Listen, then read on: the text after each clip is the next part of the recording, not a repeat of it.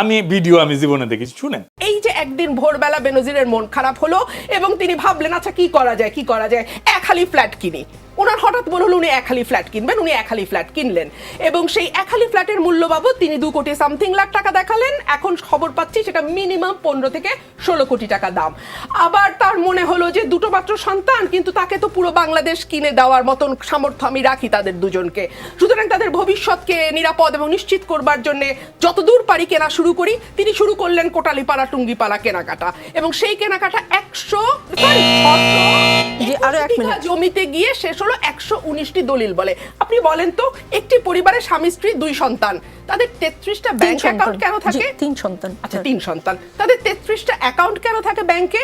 মানে 5 জন মিলে 5 6 30, 6 plus account রাখতে হচ্ছে এক একজনের। দেখুন, আপনি যখন অবিশ্বাস্য অঙ্কের টাকা বাড়াবেন, এবং এখন শোনা যাচ্ছে যে কয়েকশো কোটি টাকা তিনি অলরেডি সরিয়ে ফেলেছেন।